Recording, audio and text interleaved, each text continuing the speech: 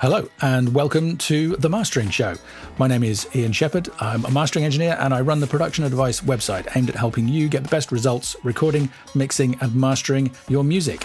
With me this episode again is Ian Stewart from Flowtown Mastering, and I think I'm right in saying that Ian is our first ever 3 times guest on The Mastering Show. He was in episode 25 talking about stereo width and mid-side so-called processing and theory.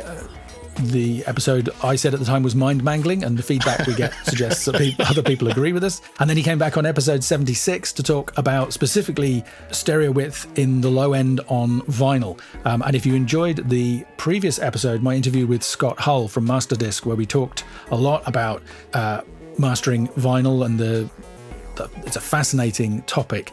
You will also, I'm sure, love episode 76.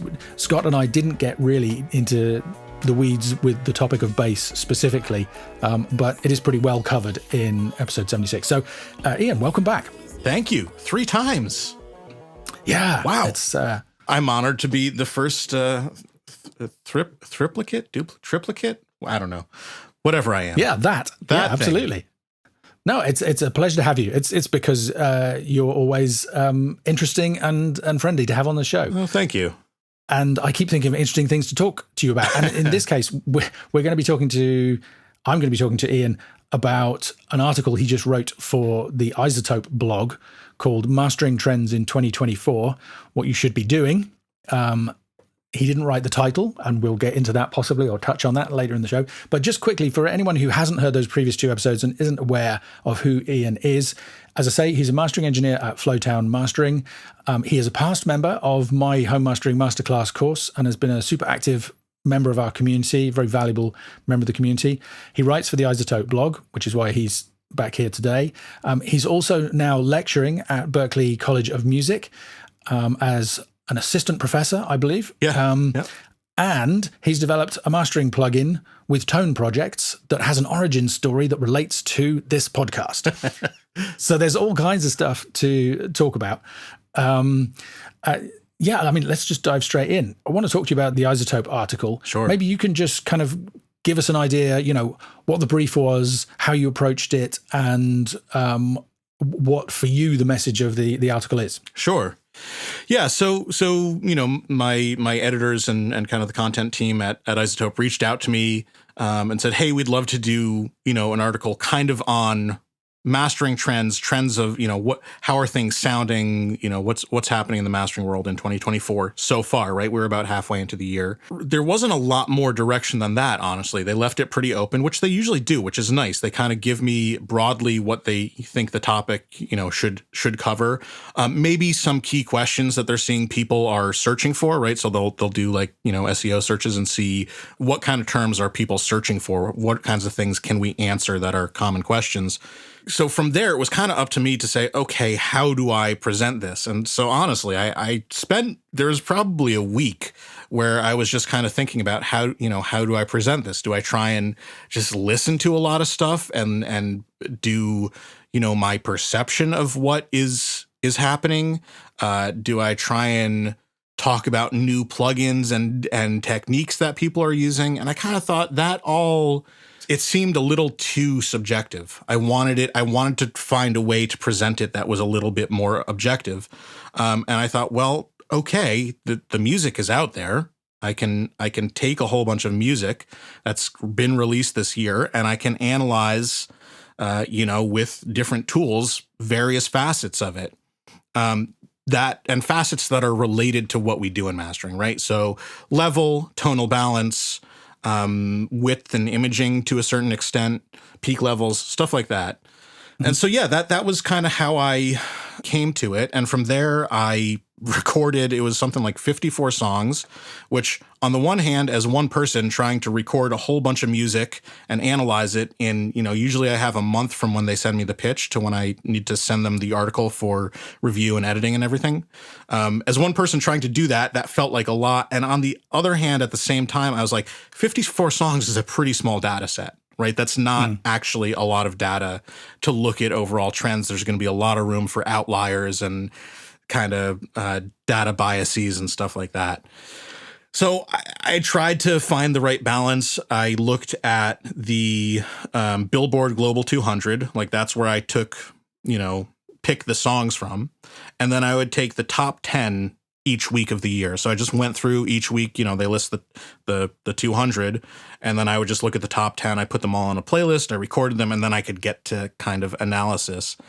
And I guess to just jump ahead, the biggest thing that I guess I found, and to me, I hoped would be the takeaway of the article, and I know, maybe we can talk about the title a little bit more, titles very often, it's not just iZoTope. It's pretty much any editorial organization. The title gets picked by the editor or, whoever is giving the pitch or whatever.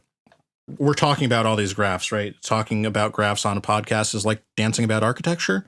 I think that analogy still applies here, right? Yeah.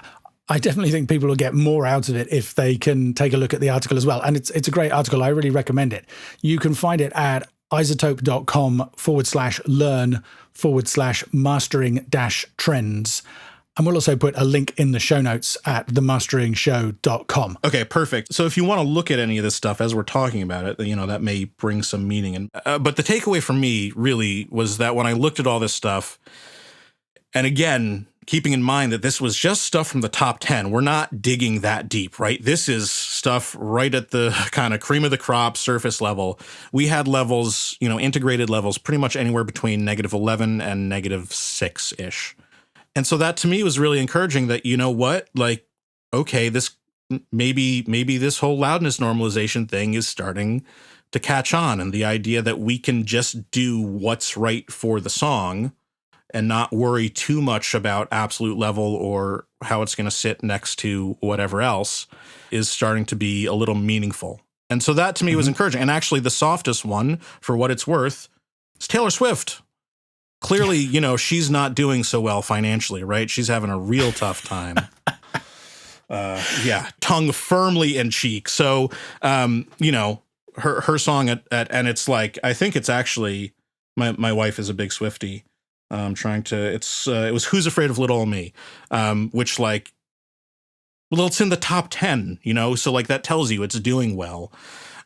People love that song. So the fact that it was at -11 really doesn't seem to have hurt it whatsoever. Absolutely. And I am the same. I come to it from the same perspective. I look at the data and I go, hey, that's actually pretty positive. That's quite a lot of variety, especially in the pop genre, which I know was, kind of very healthily represented in the data. Right. And I'm jumping ahead because I was going to ask you what you found were the most interesting or surprising results, and I want to come back and ask you actually that. But since you mentioned Taylor Swift, I think the other thing that you didn't mention in the article that I've noticed looking at the songs, not only did she have some of the most dynamic or some of the lowest LUFS masters, not only is she she's one of the most successful acts because she has 10 entries out of the 54 songs. Yeah. When, I always say the Dead Poets Society because that's a different thing. Tortured Poets Department, I think that was her album, right? When that came out, it just took over the charts, like completely, because Swifties, my wife being one of them, whom I love dearly, are crazy.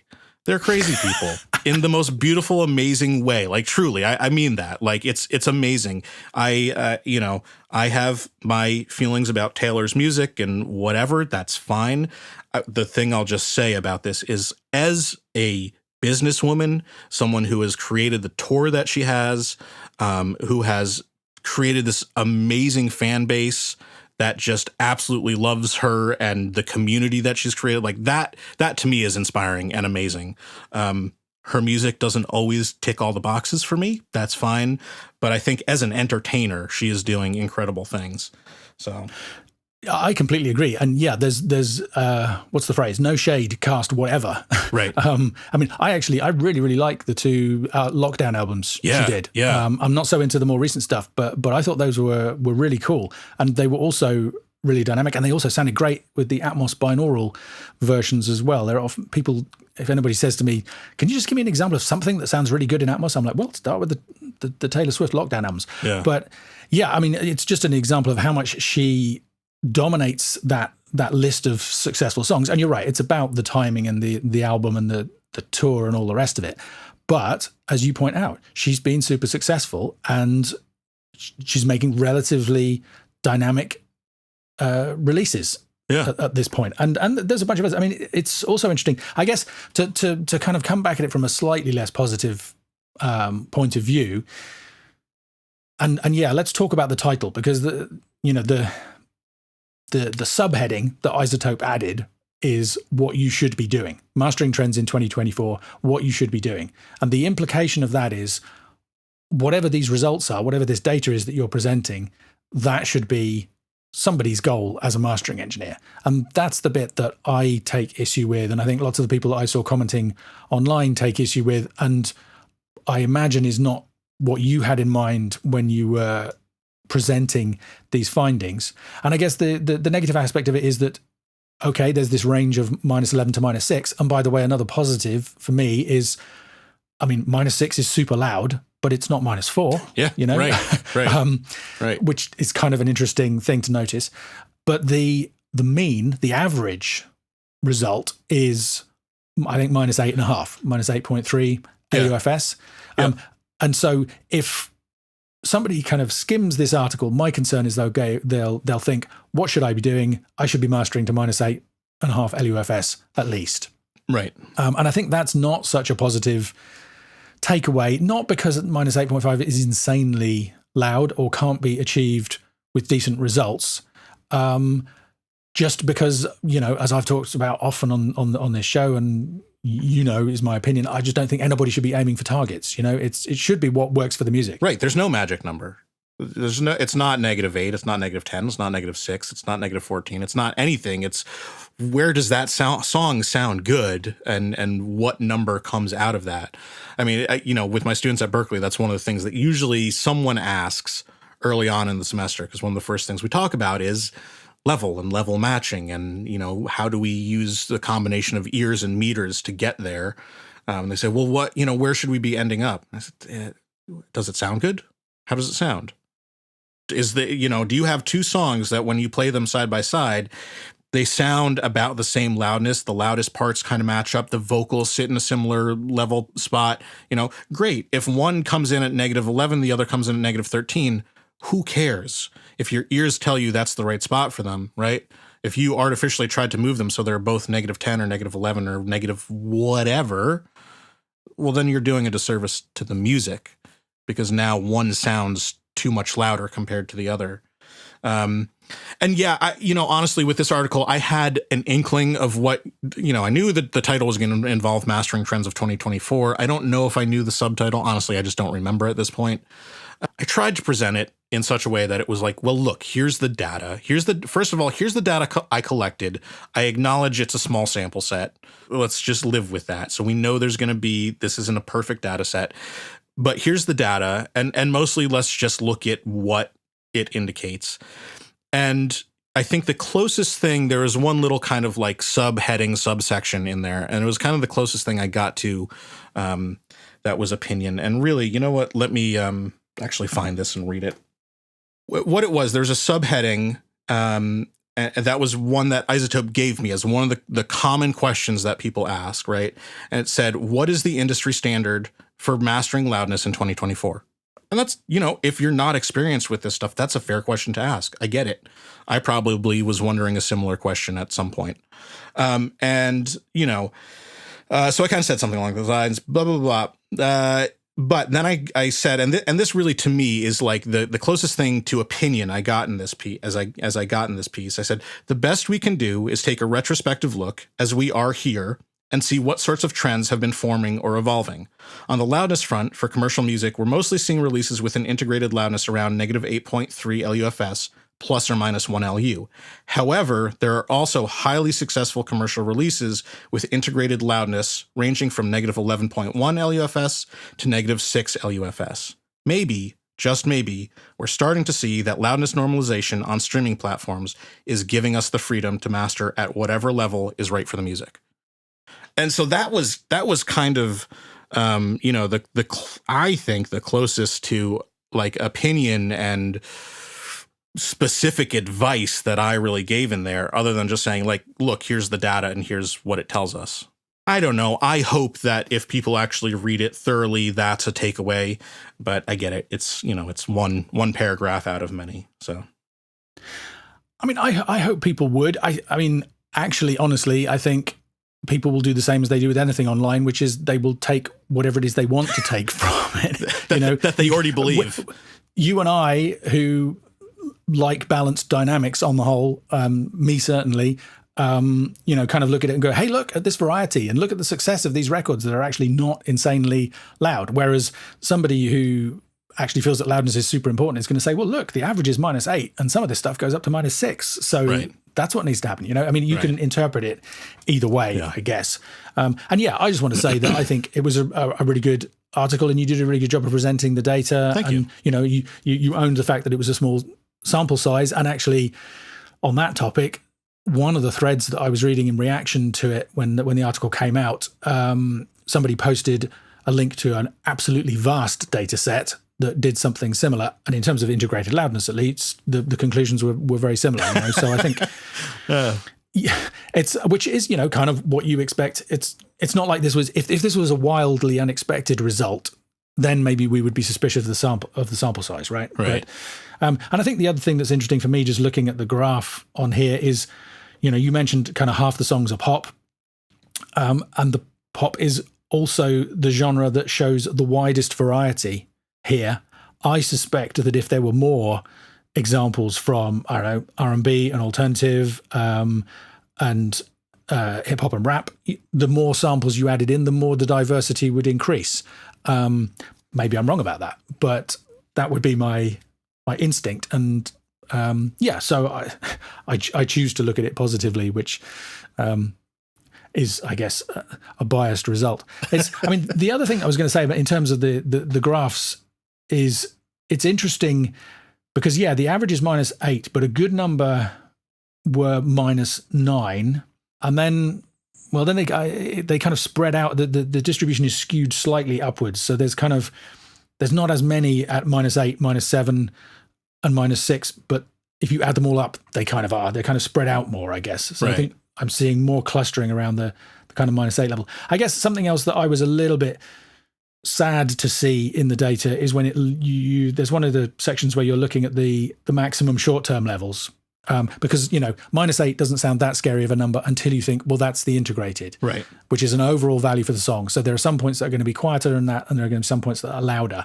And actually, the maximum short-term levels, there's stuff up here that gets up to -4, looks like -3.5 LUFS short-term, which is pretty damn loud. And you also kind of in the article show that the loudness range is actually quite big, right? So the difference in these songs between the loudest and the quietest moments, there's still plenty of contrast there. It's not like they've been made loud all the way through. Right. Which reflects what I hear when I listen to these things. The number of times I've listened to the first half of a song, I thought, hey, this is sounding really good. This is sounding really healthy. Right. And then it gets to the loud section and it just piles into the limiter. Yeah. And yes, you've got musical contrast there, but also suddenly you've got way more limiting and clipping than you had before. And it's just like, could we not have struck a balance between those two things more?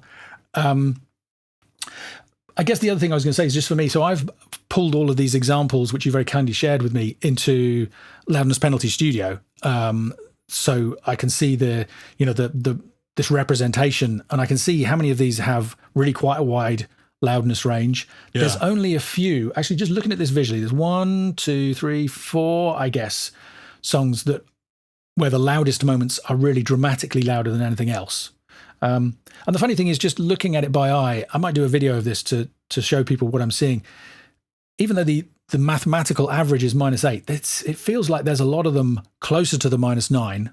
I had to kind of think a lot about like, okay, well, what we can say mathematical average, but is that mean, mode, median, right? Like there's different averages.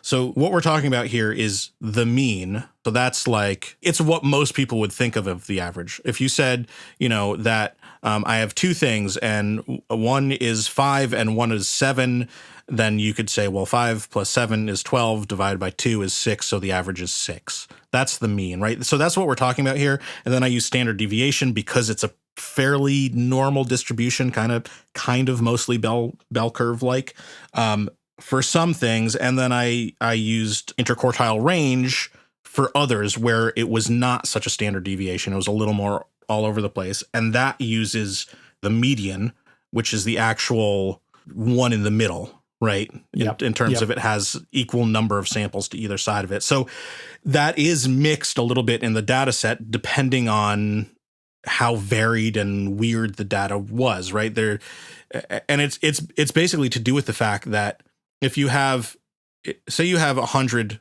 samples of some data set, and most of them are down between, 15 and 40. And then you've got like 5 that are up between 95 and 100.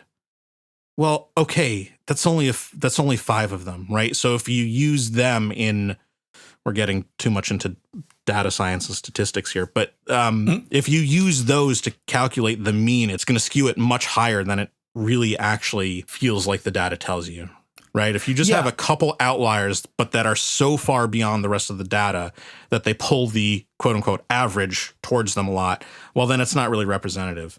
But I think, Ian, that's some of what you're seeing here. Right. Is that there are actually quite a few. I might have. So they actually have all 3. Mean integrated loudness was negative 8.33. Median was negative 8.3. Mode was negative 9. So they're more down towards negative 9. Like there are a bunch of them down there, but there are enough that are higher up above negative 8.3 that pulls the rest of the average in that direction. Yeah, and actually that's that. So you just preempted what I was going to say, which is just eyeballing it in Loudness Penalty Studio and doing a quick tally. I made 19 songs out of the 54 that were -9 or lower. Right. So almost half are at what I would consider to be the lower end of the loud spectrum. Yeah. Right? Yeah. And also, I mean, you've got a graph in here where you've got the maximum short-term loudness. So how loud do they really get? There's a clump around -6, basically. But then there's this kind of spike higher up. So there's looks like 5 of the songs. The maximum loudness gets right up close to -4 LUFS. But as you say, that's almost like a little subgroup of outliers. You know, it's almost like there's the way that most people are acting or choosing to make these things sound and measure. And then there's a few people who are just going really loud. Generally, what you see is that, the maximum short-term LUFS is about 2 LU higher than the integrated, give or take a bit, right? But it does kind of track, and what you would expect, right? As the integrated comes up, so does the maximum short term. And usually it's within kind of like, I think 1 to 3 LU. So generally about 2 LU higher than whatever the integrated is. It's funny, actually, the one with the highest maximum short term, it's negative 3.6 max short term, but it's not the hottest song in terms of integrated. It's at negative 6.9 integrated. Here am I spend a lot of time saying to people, stop talking about numbers, listen to how it sounds. And here we are spending an entire show talking about numbers. I want to kind of circle back to that topic about the title, because I'm concerned that there's a risk that people will look at this and go, what should I be doing? Oh, -8 LUFS. It's a shame, because I just want to kind of explain clearly the way that I see it, which is that I can't argue with the data. As I said, people will look at this and see what they want to see or take what they want to away from it. But you can't argue with the facts. Sure. The majority of songs are mastered very loud and all the rest of it. My question is, did they need to be? Has the fact that most of them are mastered up near -8 integrated, how much of a contribution does that make to the way they sound, and specific, or perhaps almost more because you've taken the top 10, so we're talking about the most successful, has it contributed to their success? And the fact that Taylor Swift is arguably the most successful artist in the list and has the most variety and some of the lowest LUFS readings in there suggests strongly to me that actually, no, these numbers don't really mean anything about the success, and also means that it would actually, that title is quite misleading, right? Because it does imply that this stuff is important. And as you said, what's really important is what suits the music. Everybody always says to me, and they're absolutely right, that I can't know, right? I can't look at this, listen to these songs and say, oh, they would have sounded so much better if they'd have been a couple of dBs lower.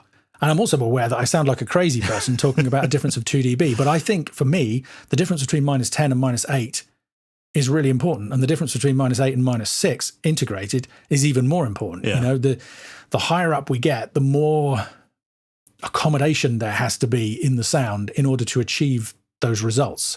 And the more it kind of ties the hands of the person working on the sound and the results that you can get. So, yeah, I'm curious what your reaction to that is. Yeah, I mean, well, first, a little anecdotal story that I think just ties to pretty directly to one of the things you just said. One of my classes, like one particular lesson in my mastering class at Berkeley that I teach, we call Make It Loud, right? And it's so like, okay, if we want to get loud, what are the tools? What are the techniques? How do we get there? And still hopefully try and have something that doesn't sound completely distorted and like garbage. And the thing that I actually personally love most about this is like, yeah, you get to do all that stuff and it's kind of fun to like see how you can squeeze things and whatever and make it loud. But then at the end, I get to pull the rug out from under them, which is just so much fun. I love it. Right. So what I do, I go through the whole chain. There's clipping and there's limiting and there's multiband and parallel and this and that and, you know, finesse over the EQ and all this stuff. And we get it up. And actually, I think I got it. We measured it. It came in at -5.8 integrated, which is maybe the loudest I've ever made something. And they're like, wow. And I said, okay, now we're going to do something interesting. So I kind of separate the limiting and the rest of the processing into a couple different buses. And so we routed the process version that was going into our original chain of like some clipping and limiting and stuff. And then we just did that in parallel, did another chain, and I copied all the same clipping and limiting. And then I added a gain plugin. And on the first one, I put the gain plugin at the end and I pull the output of that final limiter down by 3 dB. And on the other one, I put the gain plugin at the beginning and I pull the input to the final clipping and limiting down by 3 dB.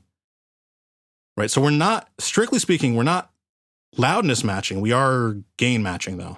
Right. We're saying we're going to pull the input down by 3 dB. We're going to do it at different points. And we listen, and actually the one that has the input pulled down by 3 dB sounds louder, like noticeably, because it's just not getting so crushed. And and they all kind of go, oh, right? Like, yeah, the drums are more exciting and it actually sounds louder and all this. So I get it. There's a lot of people are under a lot of pressure. I've certainly had, I think I'm somewhere between your position and a lot of other folks out there. You say, I don't enjoy working on super loud stuff. It's not my thing. And you get people that come to you that kind of know that already. I say, I'd kind of rather not, but if that's really what you want, that's fine. I'll do it in the best way that I can. It's not going to be my first instinct. It's probably not going to be version 1 that I sent you, right? But if we really want to go there, I'll do it. But the opportunity to do this with students and the way that I think, if for anyone that's wondering, like, well, Ian sounds like a crazy person because he's talking about 2 dB. How can he really know if he hasn't heard it? I mean, we can kind of know to an extent because we've done this stuff. Right. That's how folks like you and I sort of know. And not to say just you and I, right? The rest of the mastering community, I think they know this. It's just how much do they want to fight their clients on it? And most of them say, well, not very much. It's a service industry. We're going to do what the client wants.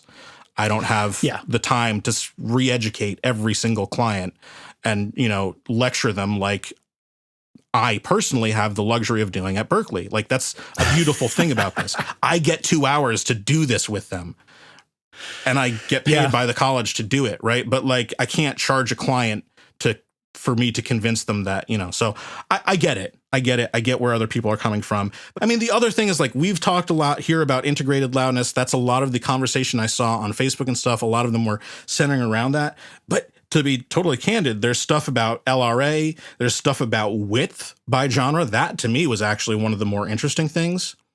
And kind of how I don't know if I would say it was surprising, but seeing some of the differences, despite the differences in data sizes, that was kind of interesting. And then also looking at just overall tonal balance, right? We can look at, I took all of these and I also put them into tonal balance control.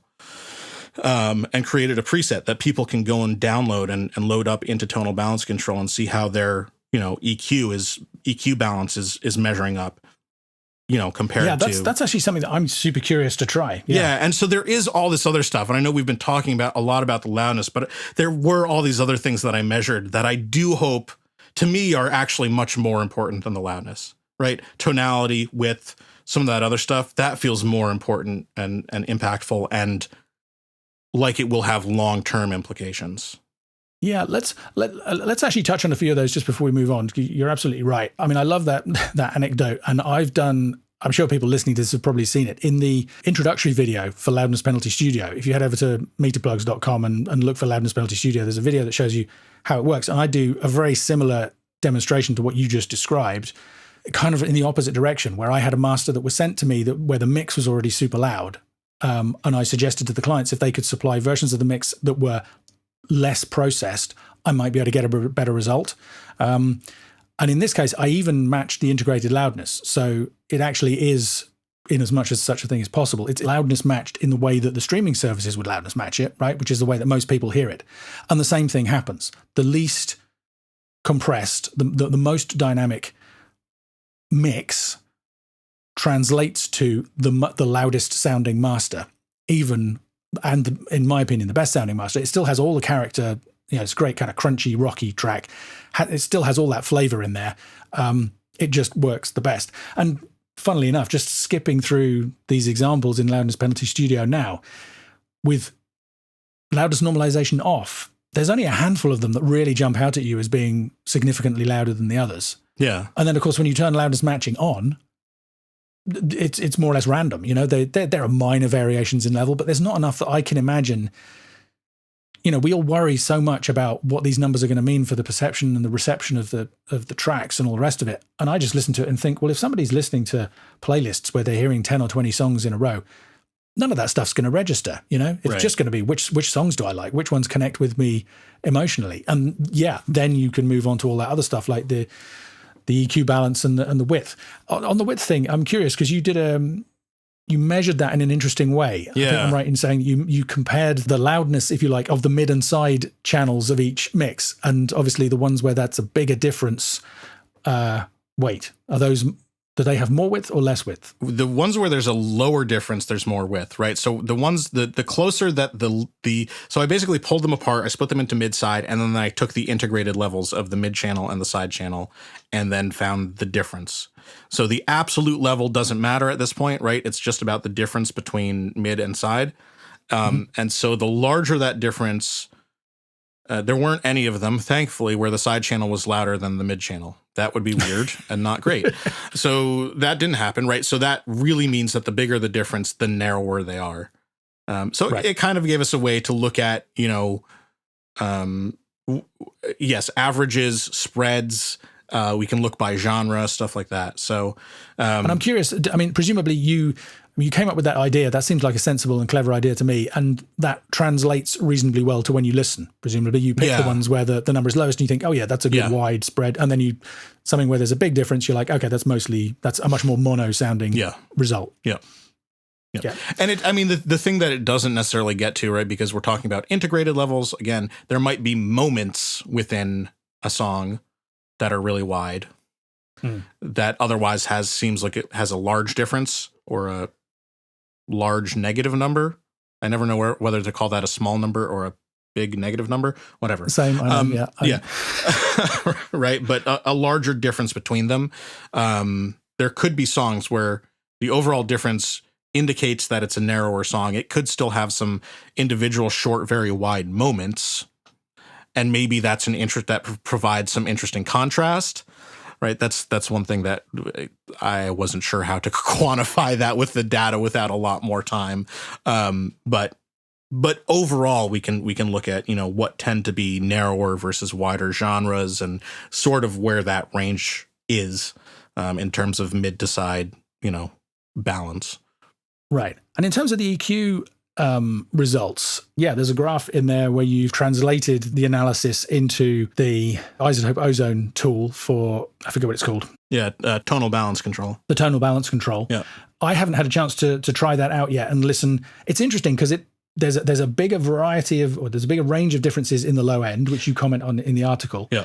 I would have expected, honestly, to see more high frequency stuff in there, but I've not used the tonal balance control much, so I'm not really familiar with the scales and stuff. I'm just curious how those results, what do your masters look like when you kind of assess them in that way? They're usually kind of pretty close in there. I mean, I tend to like a big low end, so I'm usually towards kind of the top of that low frequency curve. I mean, the other thing that's in there, right? We've got a couple like folk songs and stuff, or like, I mean, they're not folk, but like Noah Khan, and there are a couple other things in there that are like, it's guitar and voice mostly, right? So that's where some of those much, lower bounds, much less low end in the tonal balance control graph comes from. And the interesting thing, when you look at tonal balance control, it kind of gives you these upper and lower bounds. I don't know exactly how they're computing these, but I suspect those are something like standard deviation or interquartile range or something like that, right? It's one of these statistical measures of, spread. And then there's kind of a slightly brighter line, like a lighter blue that goes down the middle. And that, I think, is pretty much the mean, the average. And then the kind of darker blue area shows, the area in between outliers. The average and the outliers. Right. And yeah, so my stuff usually, kind of somewhere between that average and top part of the low end, like I like a big bottom. That's me. I don't know. I listened to too much house music when I was younger, I guess. Who knows? Just the right amount. Yeah, I guess. And then the other kind of interesting thing is, so the way the scale works and the reason it is sloped down is it's not tilted at all.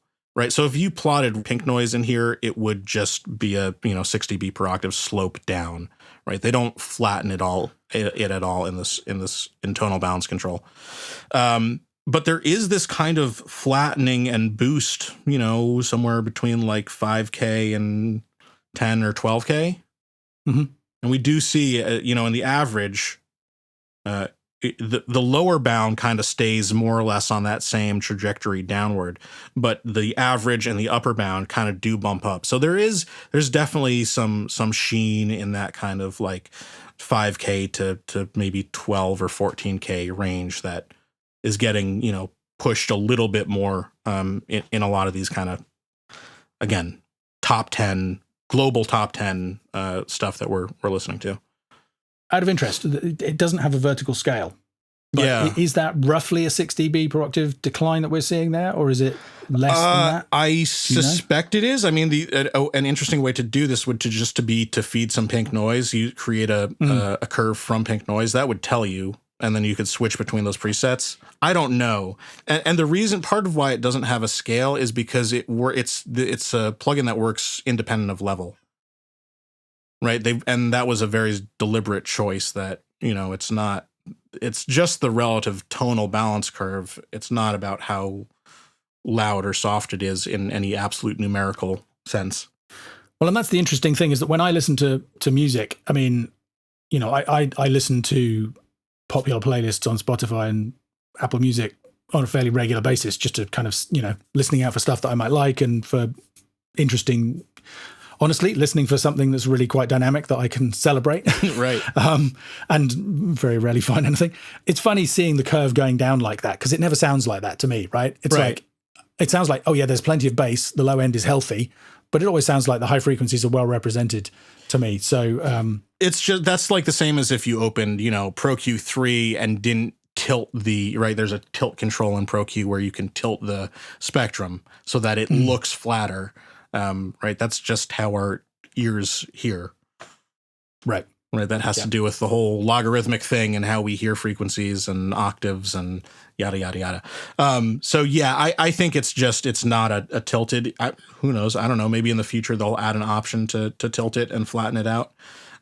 There is also the broad view. I mean, I showed the fine view in the article. There's a broad view, which just kind of breaks it into 4 bands, which in some ways can, I think, make you a little less hyper fixated on specific frequencies or specific dips or bumps, right? You can look at one in here and be like, oh, I got to fix that. And then you apply this really narrow boost, at 372 hertz because it looks like there's a hole here. And then all of a sudden it just sounds like really weird. Well, that's not the natural response for the music. You're looking at an average. I think it's easy to miss that. So the broad view in some ways makes it a little easier to just say, okay, is my overall, low, mid, upper mid, high end basically in the right spot? Yeah. Very cool. So just one other kind of question to finish up. I think it's interesting. You mentioned, and it's very cool that you, like you say, you get to lecture on these topics. Yeah. I mean, I guess I do as well. It's just only to people who choose to listen as opposed to people who are forced to sit in a lecture theatre. But it's nice to hear the reaction from the students when you do that demonstration that you described is, oh, as opposed to, so? Right. But I'm just wondering how many of them come to you with preconceptions about, why are you not teaching us to master at -14, or why are you not teaching us to master at -6, or actually are they fairly open-minded about it? And what's your feeling about that? I really haven't seen a lot of that. I mean, usually there's some questions early on about, like I said, what number should we be aiming for, and we get to have that conversation, right? Mm-hmm. But other than that, honestly, it's not.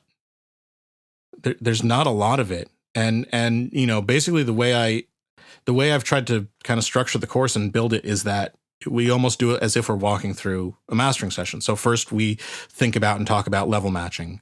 And then once we feel like we have a grasp on that, we can talk about, EQ and tonal balance. And then once we talk about that, we can talk about compression. And then we can think about signal chain order and, how does the way that we place processors affect the sound we can get out of them. But a lot of times in those early exercises, even though we've talked through the level thing, and I've showed them, both with Insight and there's actually a free VU meter plugin that I found from TB Pro Audio, I think. Mm-hmm. Yeah. I don't know. Looks nice. Looks like a VU meter. Seems to react pretty well. I show them with both of those, right, and how we can calibrate them and all that sort of stuff. And even after that, a lot of the exercises, some people will turn in really quiet stuff, or some people turn in really hot stuff. And then that gives us an opportunity in class to kind of talk about that and dissect it a little bit and say, okay, well, you turned in something that was at -18. It sounds nice, but how's that going to work on different streaming platforms? Or you turned something in that was at, -10, but had 4 dB of peak headroom. Why? What happened? Did you select the wrong bus when you output things? Did you not check it? This is why we QC, right? So I think by time they get to me, it's their last semester, or sometimes next to last semester. They've done a lot of production and mixing and stuff, and they've thought about level in the context of a mix, but thinking about it in the context of mastering seems to be kind of a new thing, and I think. It doesn't seem, at least I've only been teaching for 2 semesters, which is because that's how long this course for this particular program has existed. So I've had most of the kids that are coming through this program, where there's a couple other people teaching, but it doesn't seem that they have a lot of preconceived notions about this stuff, which is kind of interesting, like one way or the other. I certainly see plenty of mixes where the mix is really hot and already has a lot of limiting applied, and that's great because we can then talk about that and why it's nice in mastering to have some room, some actual genuine peaks to work with. But I'm actually not seeing a lot of really preconceived notions about we need to be at -6 or we need to be at -14 or whatever, which is I'm encouraged by that. It's Berkeley, so hopefully the professors, assistant professors, associates, whatever, that are teaching them downstream of me, I mean, obviously they must be encouraging this in some way to not think about level in too absolute a way. But it also, I'm encouraged at least by the fact that it seems like they're also not hearing, despite being audio production majors, they're not hearing too much online that's making them think they have to go one way or the other. Yeah. They're really just focusing on the mixes and getting a mix that they're happy with. Yeah. So that is reassuring because I don't know about you, but sometimes it can be quite depressing looking at the conversations online because there are so many preconceived ideas, and most of them I feel are just not going to be helpful. You know, they're likely to cause more problems than they solve. Which feels like a shame. Very cool. Okay, so next thing to say is congratulations with the success of Basslane Pro. Thank you. The plugin that you've done with Tone Projects. And yeah, there's quite a cool origin story for that. Maybe you could tell those of us who haven't heard it before what that is. Yeah. So basically, you'll remember the episode number. Was that 76? Was that the one where we... I believe it was 76, yeah. Yeah. So episode 76, you and I talked about kind of low-end stereo width, sort of as it applies to vinyl, but just more in general. And I had this idea kicking around in my head for a while about kind of a better way to do a quote-unquote elliptical filter, or, you know, the kind of filter that monos the low end. And so you and I talked about that, and we got into some other stuff. We talked about, you know, like ideas of using harmonics, right? I think we're talking, you told a story about how one of the studios you used to work at, you lost the low frequency driver on one of the channels, but you almost kind of didn't notice for a while because of like the harmonics were filling in the bass, like the perceived bass, the psychoacoustic bass on that side.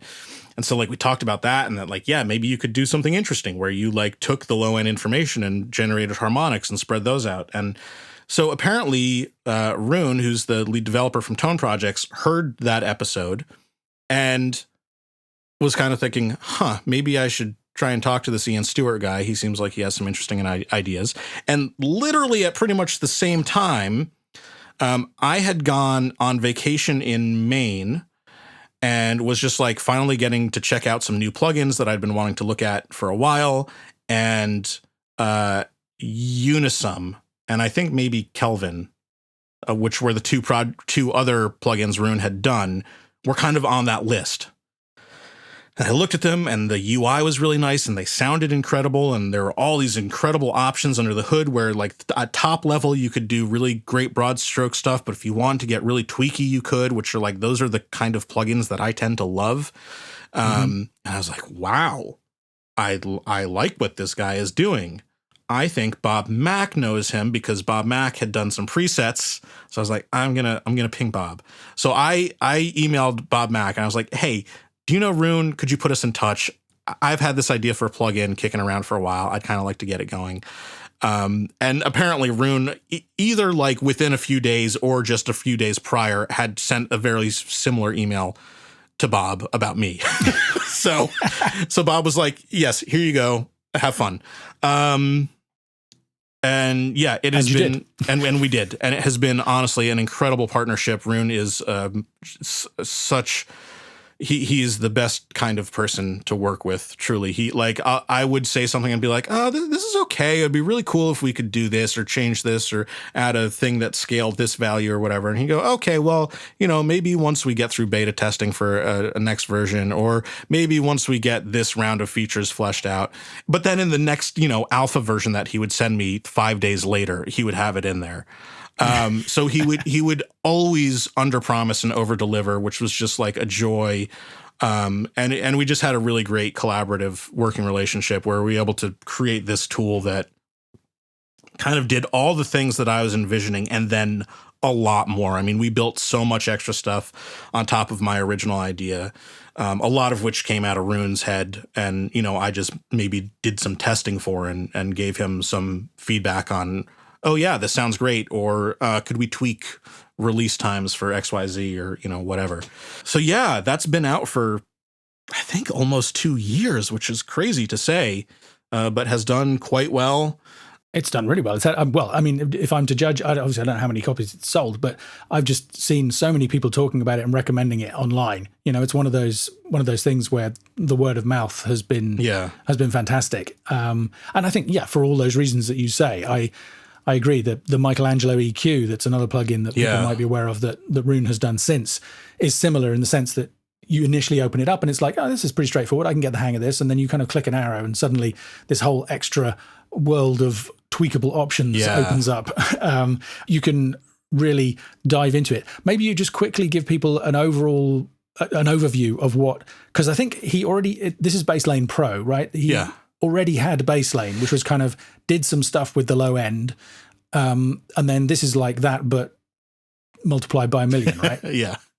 Yeah, so Baselane was actually one of the first plugins he developed, like back in the early 2000s, I think, when he was not really, it was just kind of a hobby thing. And at that point, honestly, it was a pretty standard, high pass filter on the side channel kind of thing. Right. And I think there may be some little things you could tweak, but it was basically that. And then there were so many things that came after that where basically they were the same thing. And then with Baselane Pro, God, I mean, there's so much that we did that goes beyond that. But one of the things is it's linear phase. So just in a nutshell, if you use a minimum phase high pass filter on the side channel, which is a normal kind of EQ, right? Just right. Standard DAW.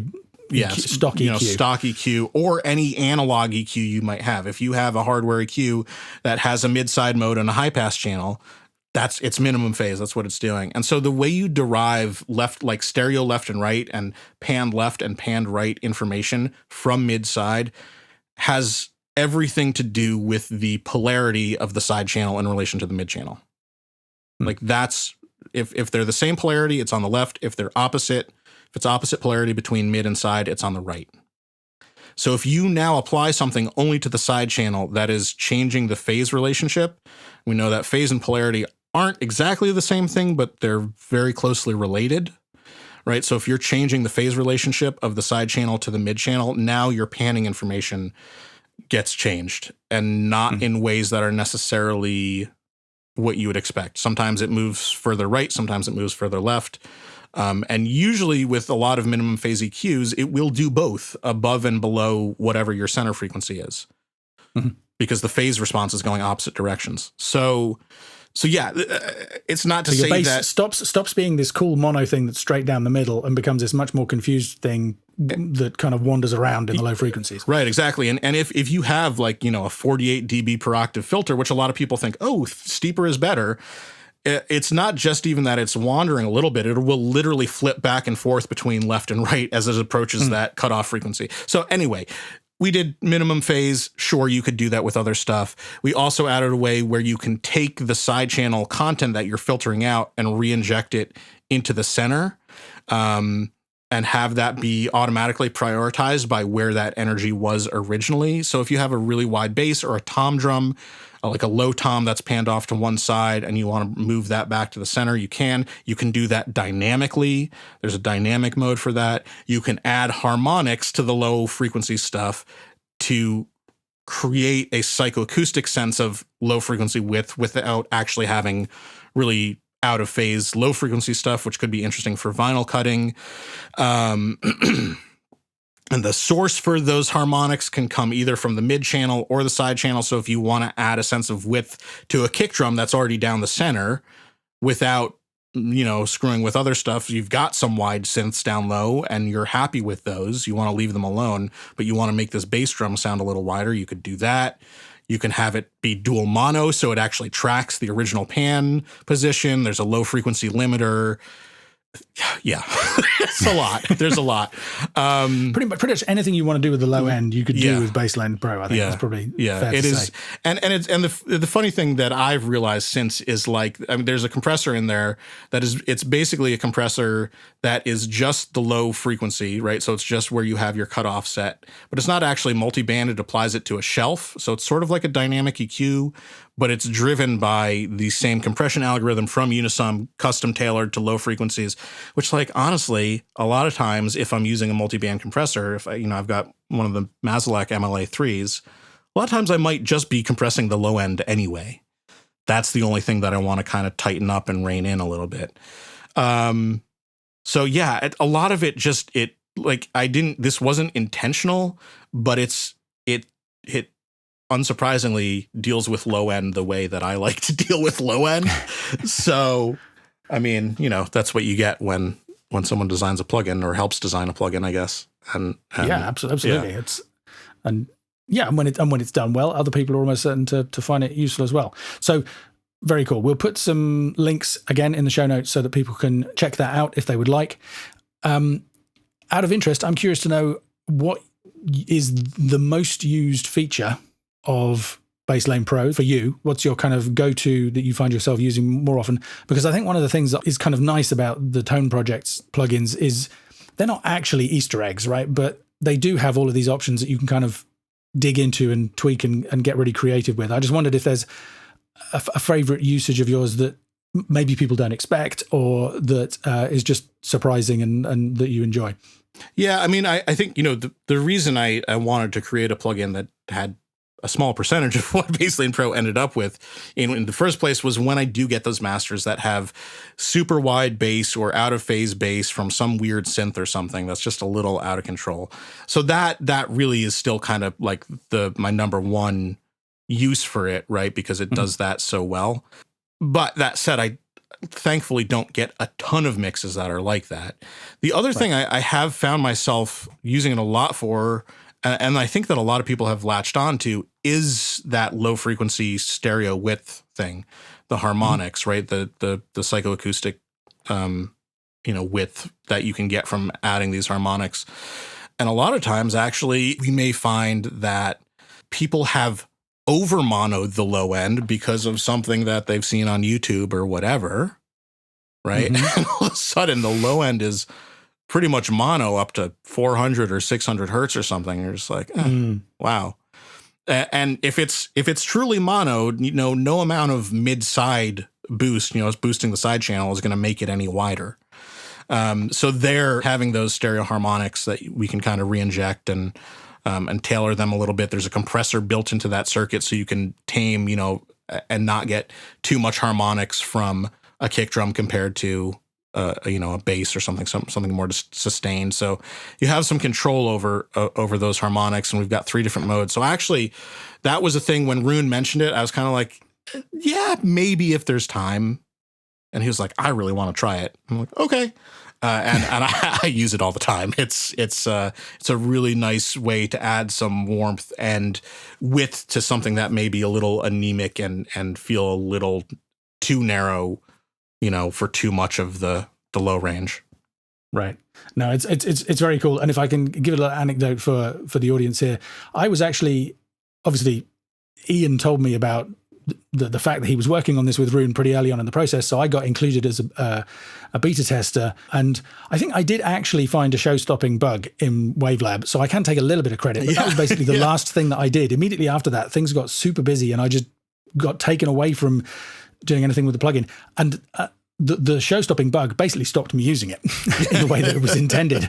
So at some later point, Ian jumped onto one of the live streams of the Home Mastering Hub, my membership, where we do a monthly live stream. And I think I didn't have that many questions. So I was like, well, Ian, why don't you just give us a tour of Baselane Pro? And we fired it up and he was kind of talking me through. And it was basically just me going, oh, wow, that's really cool. I didn't realize it could do this. Oh, okay. And getting really excited about it. So I encourage everybody to have, if they haven't already, to take a look, give it a try. And also all of the other Tone Projects plugins. I still need to try out Unisum and what's the saturation one? Kelvin. Yeah. Myself. But I have been playing with the Michelangelo EQ and really enjoying all that. I'm too much of a control freak to fall head over heels with it, but I know lots of people in the community have. And I think the thing that I would say about Michelangelo, just in case people have seen it and are like, oh, another analog modeled plugin, right? That was my initial reaction, to be totally honest. Rune sent to me, towards the end of the beta period, to be honest. I wasn't super involved with it. But he said, hey, this is coming out soon. Can you take a look? Let me know what you think. Let me know if you found any bugs. And I saw the email and I looked at it and I went, really? He did the analog modeling thing like everyone else? And I really shouldn't have worried because it's Rune and he's a freaking genius.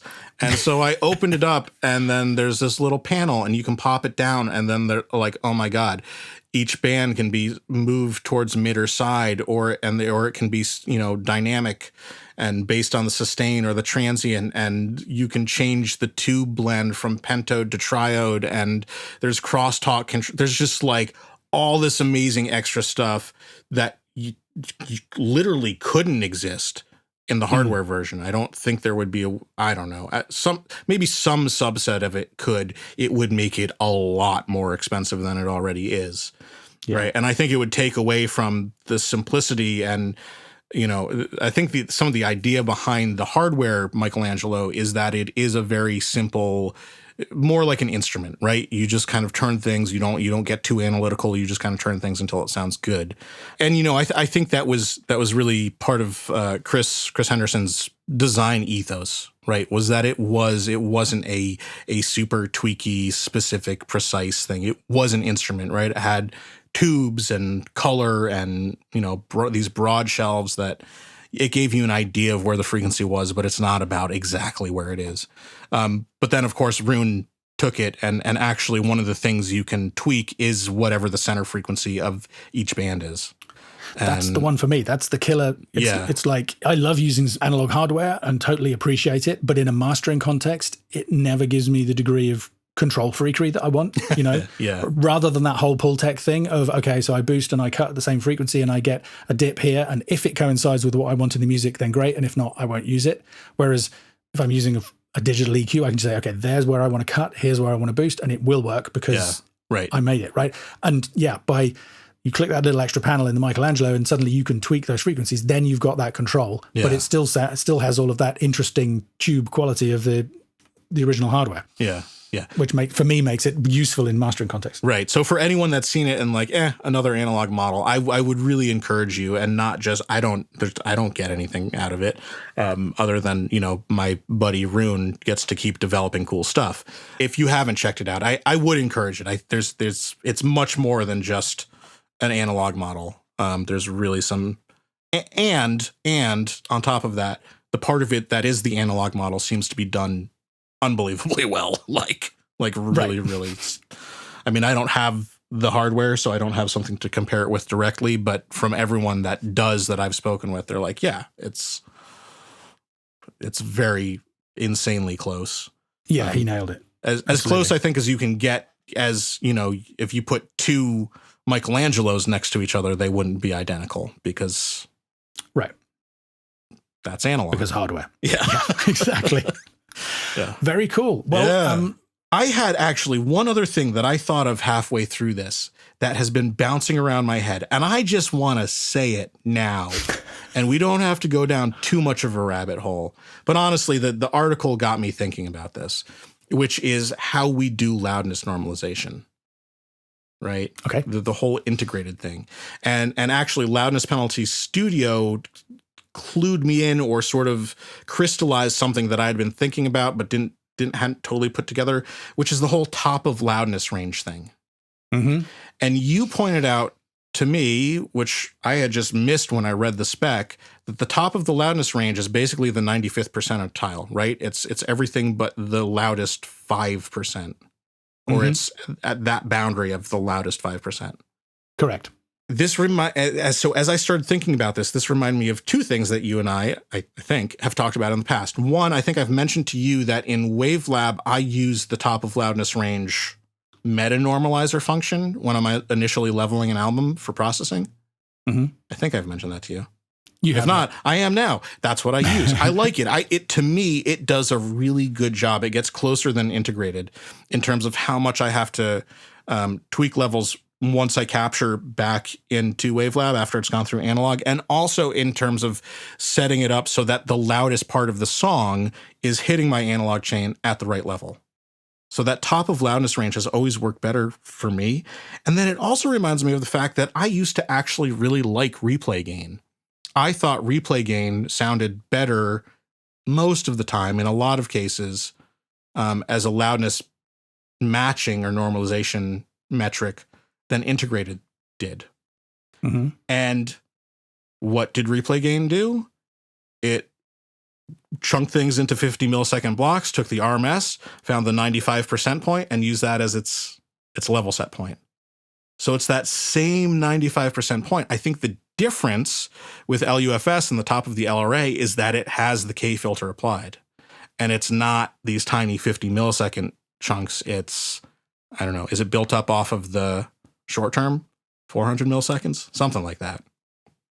I can't remember. It's interesting. I mean, we can agree to disagree about replay gain, because I think LUFS, with all of its faults, is probably, well, The thing was, whenever I listened to stuff like Spotify used to use replay gain normalization, and I would just find that there was stuff that was intended to be loud that just sounded too quiet, which kind of suited me in terms of my encouraging people to master with more dynamics, right? Because it's like, well, the louder you go, the harder you're going to be penalized. But actually, that's kind of not fair.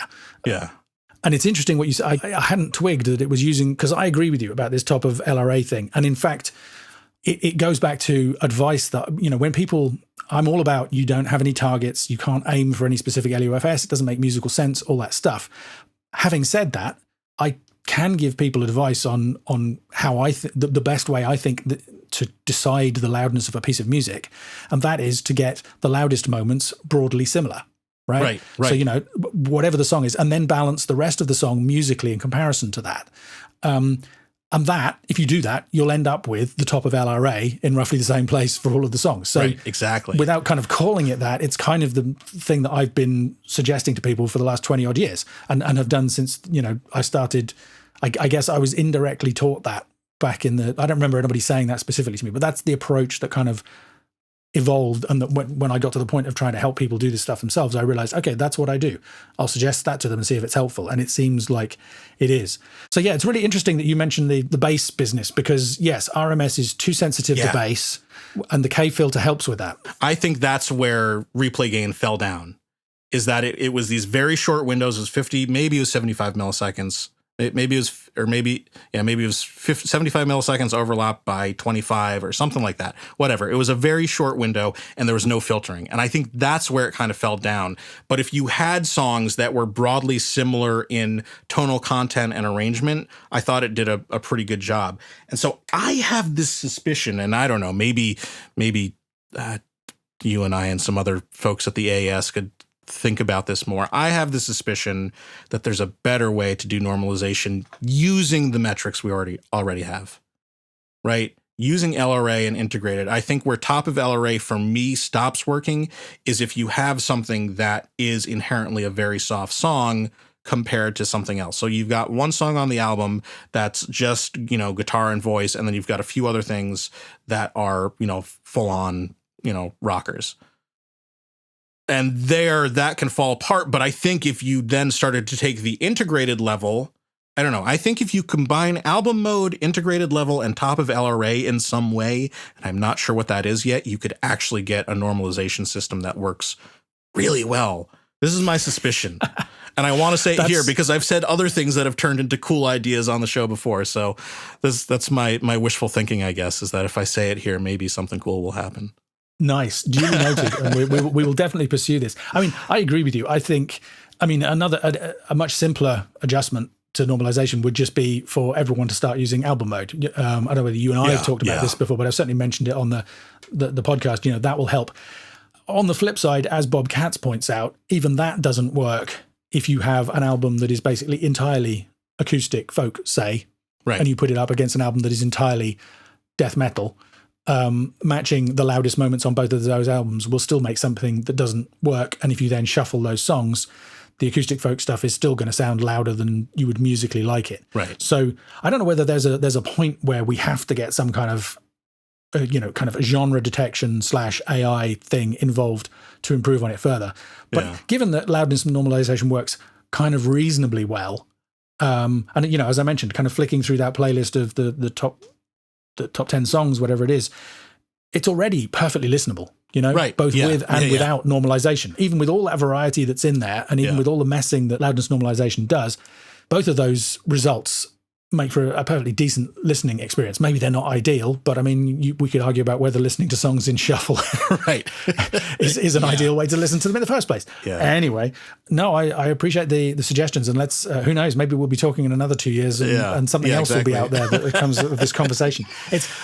I guess with my skeptical hat on, I'm concerned that I don't know how much motivation there is for the streaming companies to enhance normalization further. They've got something that kind of does the job, and not many people complain that much about it. And most of them who do are just, kind of perfectionist audio engineers, which is a fairly small niche. So, but I hope, certainly, we know from conversations at the AES that these companies are actively engaged, and they do want users, us, music fans, to have a great listening experience.